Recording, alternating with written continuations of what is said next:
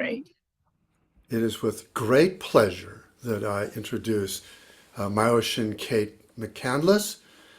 She began Zen practice in 1983 as a university student in Japan with a Rinzai priest in an ancient temple on Mount Tsukuba.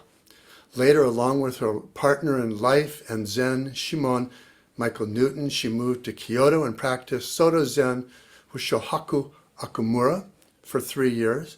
Since returning to Vancouver in 1987, they have practiced with Soketsu Norman Fisher. Both received priest ordination from him in 2003 and Dharma transmission in 2011. Kate has worked as an organic farmer, ESL teacher, translator, and clinical counselor in women's health and hospice bereavement care. Today, she is going to talk about Dogen's Miracles fascicle, Jinzu, number 26. And she sent me a quote: "The miracles I speak of are the daily activities of Buddhas, which they carry out tirelessly." Thank you so much, Myoshin, for being here. Thank you, Steve. Thank you for this wonderful introduction. And I had to, when this came in the email, I had to look up Selwood to find out where you are. But you're not so very far away, and you're still in Greater Cascadia bioregion, of which we are all a part. And it's lovely to know that the branching streams of our Suzuki Roshi lineage extend right down the coast. I think in these times of so much turmoil and instability, it feels more important than ever to kind of build and maintain connection across those borders and all those many ways that we divide human beings from human beings and human beings from the more than human environment. All those divides we create.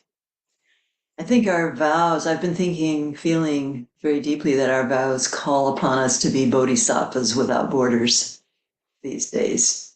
So maybe you'll join me in that sentiment. Here at Mountain Range Zen in Vancouver, we've been having a month-long Dogen practice intensive called a Genzo A. And last year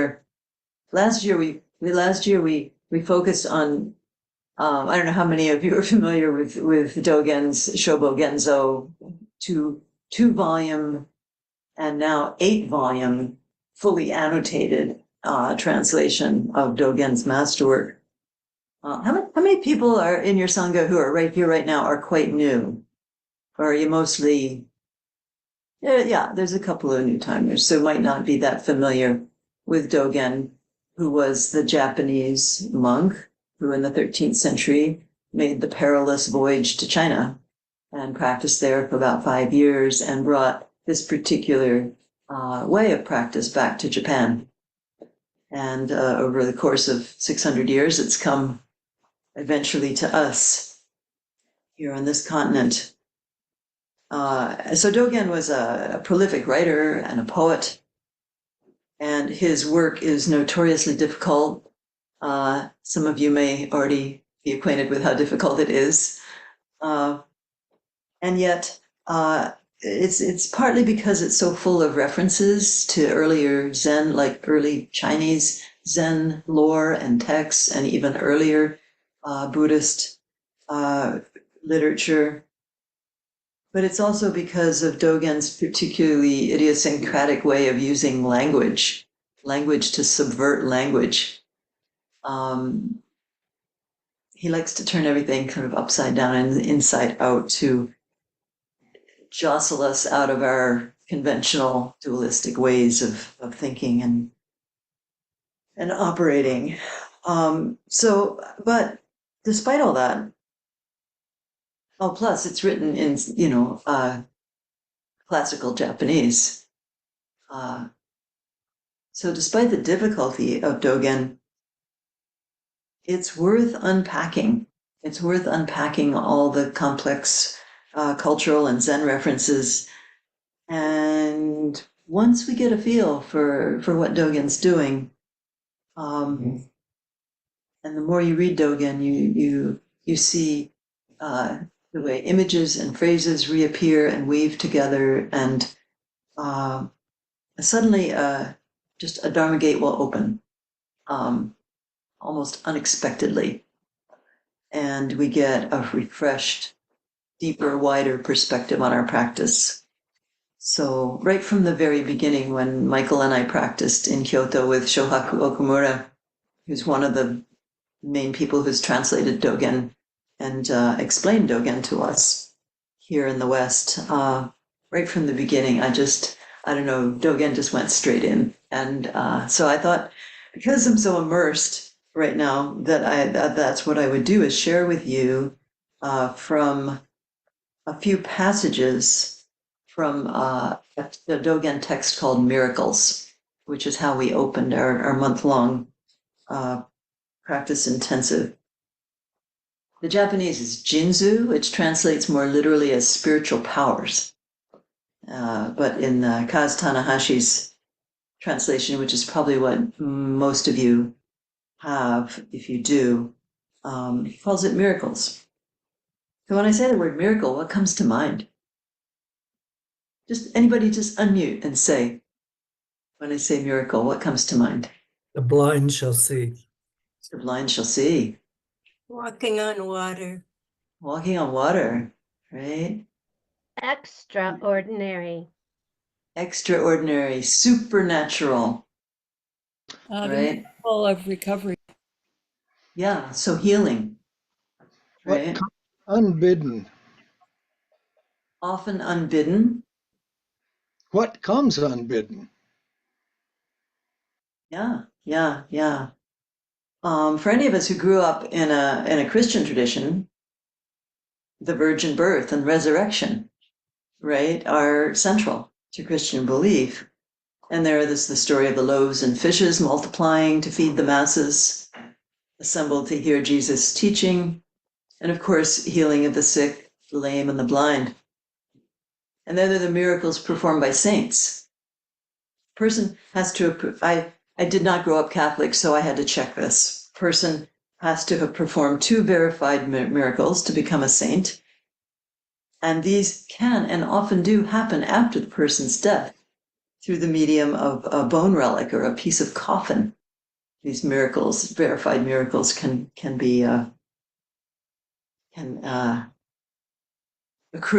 accrue towards sainthood. But stories of miraculous healings and supernatural interventions can be found in virtually all spiritual traditions. Many of us, having grown up in secular Western culture, are more familiar with the language of high-tech medical miracles, right? We're attracted to the practicality and rationality of Buddha's teaching. So what do we make of the story of the Buddha's mother being impregnated by a white elephant? The baby Buddha being born from her side and immediately taking 3 steps and proclaiming himself the enlightened one. What do we make of all that? Well, Dogen's not going to help us much because he doesn't talk about any such marvels.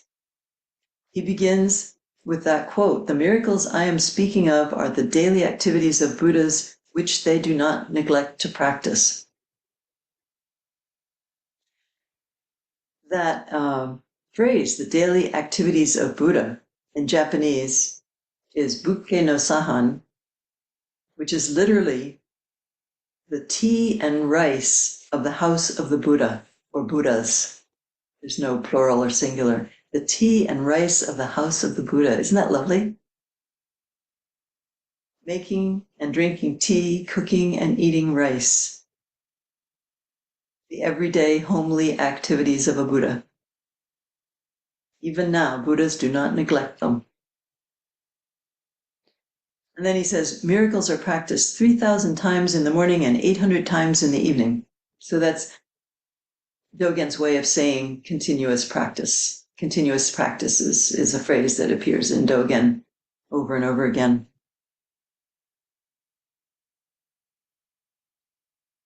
Next he says, miracles arise simultaneously with Buddhas, but are not known by Buddhas. Miracles disappear with Buddhas, but do not overwhelm Buddhas. Now that might seem a little obscure at first, but I'm going to try and paraphrase it. Here's how I would put it. Miracles co-arise with Buddhas and are not separate from them. Miracles pass away with Buddhas, but Buddhas are not obliterated by them. He seems to be saying that Buddhas are not performing miracles as objects, but they co-arise, co-manifest with the awakened mind of a Buddha. So we begin to get the message that so-called miracles or spiritual powers arise naturally, anytime, as a manifestation and expression of awakening. So Dogen illustrates his point with an old Zen story from Tang Dynasty, China. Maybe some of you have heard this one. It goes like this. One day, while Guishan was lying down, Yangshan came to see him and sat down beside him. So Guishan is the teacher, the Zen master, and Yangshan is the student. Guishan's lying down, Yangshan comes in. Guishan turned to face the wall. Yangshan said, "I am your student. Please don't be formal." Guishan started to stand up. Yangshan rose to leave. Student rose to leave. Guishan said, "Yangshan." Shan turned back. Guishan said, "Let me tell you about my dream." Yangshan leaned in to listen. Guishan said, "Would you interpret my dream for me? I want to see how you do it." In response, Yangshan went out, came back with a basin of water and a towel. Guishan washed his face and sat up. Then another student, Xiangyan, came in.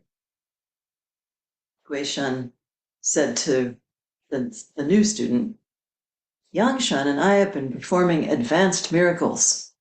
This is no small matter." Xiangyan said, I was next door and heard you." Guishan said, "Why don't you try now?" So Xiangyan went and made a bowl of tea and brought it into his teacher. And Guishan praised them both, saying, "You two students surpass even Shariputra and Moggallana with your miraculous activity." Shariputra and Moggallana were two of Buddha's most esteemed disciples. Shariputra known for his wisdom and Moggallana for his spiritual powers. So Guishan is praising his students for their esteemed spiritual powers.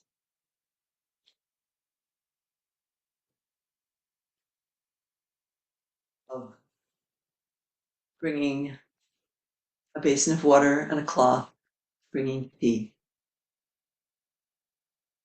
Dogen comments, if you want to understand Buddha's miracles, you should study Guishan's words. As this is no small matter, practicing miracles is studying the Buddha way. So here's Dogen equating practicing miracles with studying the Buddha way. I'm sure some of you are familiar with Dogen's famous words. To study the Buddha way is to study the self. To study the self is to forget the self. Forget the self is to be actualized by the myriad things. And when actualized by the myriad things, your body and mind, as well as the bodies and minds of others, drop away. Famous words. So here's Dogen saying practicing miracles is none other than this deep inquiry and attention into the nature of self and world. When body and mind drop away, when the barriers that we erect between self and world dissolve, miracles happen. I'll bet every single one of you has experienced at least some little miracle where the barrier between self and world dropped away. right? That happens for me when I sit down to breakfast and the hummingbird comes to the feeder. It's especially miraculous when the hummingbird comes in the snow.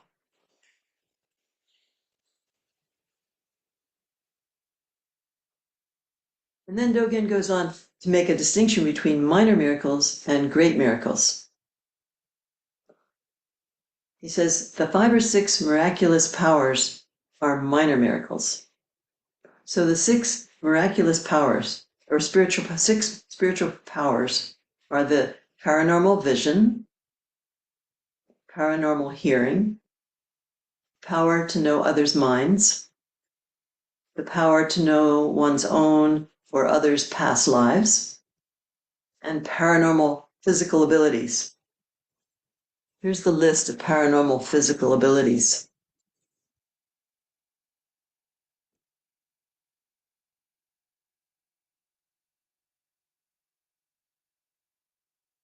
The ability to manifest mentally produced images of one's body in any world, right? Sort of an astral projection, I would suppose.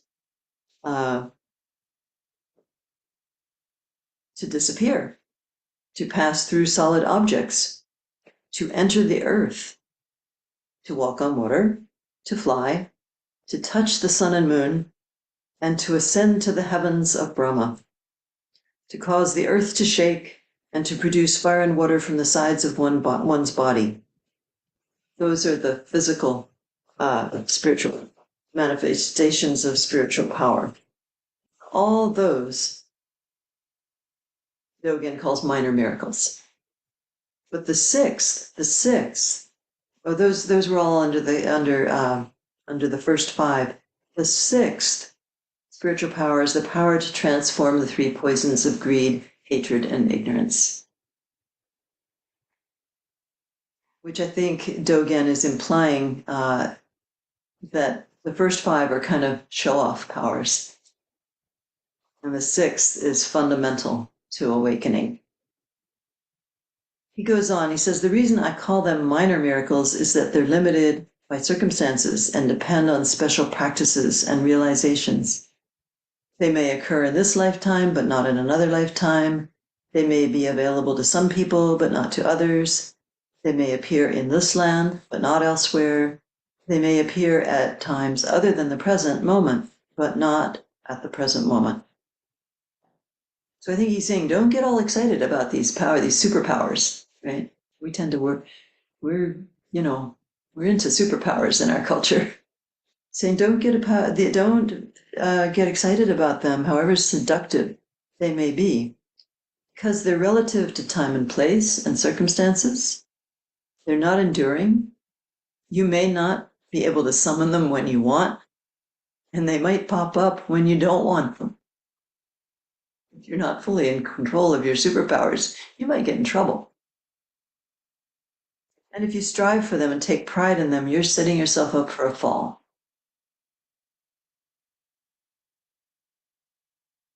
Dogen tells a story about the 6 powers from the time of the Buddha. Long ago, when a sorcerer who had the 5 miraculous powers was attending the Buddha, he asked, you have 6 miraculous powers, and I only have 5. What's the one I'm missing? The Buddha called to him, sorcerer. Yes. What miraculous power are you talking about? And then Dogen suggests that the sorcerer's question, which one you got 6 and I only have 5. What one am I missing? Dogen suggests that the sorcerer's question is like counting the treasure of a neighbor, the comparing mind at work. How often have we all slipped into counting the treasure of a neighbor? Someone else gets a promotion at work and you don't. Your friend gets the grant for their art project and you don't. Another friend has a nice condo and you're still at risk of being renovicted. Do you have that word, renovicted, where you live? Yeah. Someone else gets assigned a Zendo position you think is more prestigious than yours, we can count our neighbor's spiritual treasure too. And then Dogen gives another example of great miracles, citing the famous enlightened Chinese layman, Layman Pang. I'm sure maybe you've heard of Layman Pang. He lived with his wife and daughter, who were also enlightened. He was a wealthy merchant who got rid of his possessions and lived simply with his family, making and selling baskets. And he's remembered for this poem. My daily activities are not unusual. I'm just naturally in harmony with them, grasping nothing, discarding nothing. In every place, there's no hindrance, no conflict. My supernatural power and marvelous activity, drawing water and carrying firewood. That Zen phrase, carrying firewood, drawing water, has appeared many, many places. And then Dogen comments about this. He said, things are just as they are even when unnoticed. Even when people do not know that fetching water is a miracle, fetching water is undeniably a miracle. Even if you do not know that miracles happen 3,000 times in the morning and 800 times in the evening, miracles are actualized. So here he is saying things are just as they are, even when we don't notice. Even when we don't notice that our ordinary activities are miracles, they are undeniably miracles.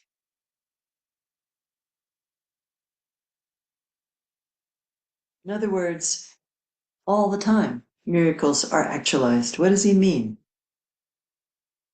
I think he means that life is manifesting wondrously all around and within us all the time. And so, a lot of the time, we're missing noticing the miraculous right in front of us.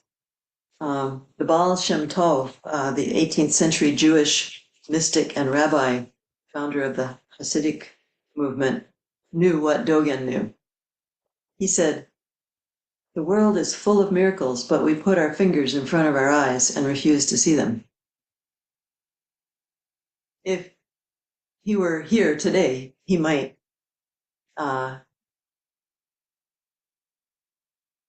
where so many of us are absorbed in the fantasy realm of digital media with ears plugged in or earbuds, he might say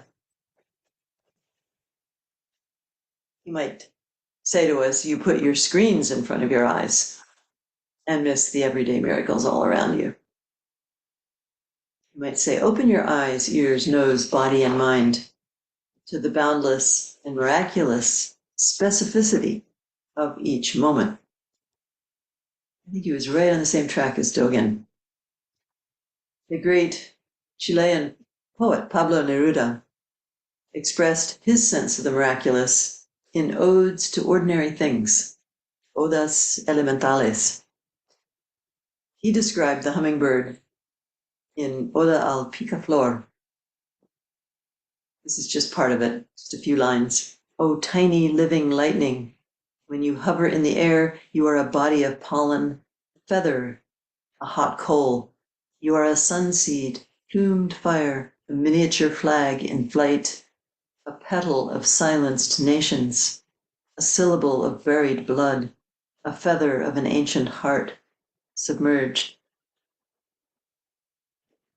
So clearly this miraculous tiny bird resonated in the poet's heart. Its fierce beauty summoned a response in him, a human response. That's, to me, what's so miraculous when we show up for such meetings. Something is born from the encounter. So in these times of daily assault upon the best of our humanity, perhaps rather than buying into the mythology of superpowers, we can take sustenance from the miracles of making and drinking tea, cooking and eating rice with a friend,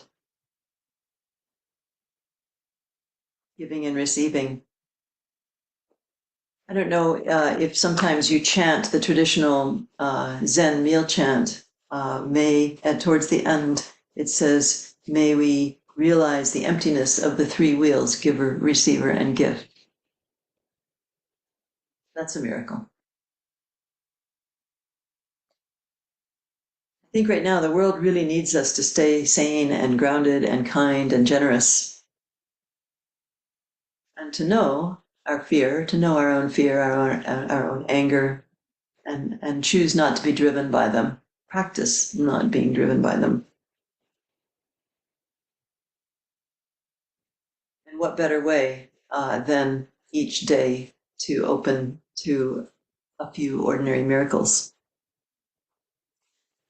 So may our shared practice sustain us in the days and weeks and months to come across these borders, these imaginary borders. Thanks for listening. Very much for your kind attention. Shall we sit then for a little while? Thank you so much, Myoshin Kate. Indeed, let's sit for about 10 minutes, and then we'll have time for questions and answers.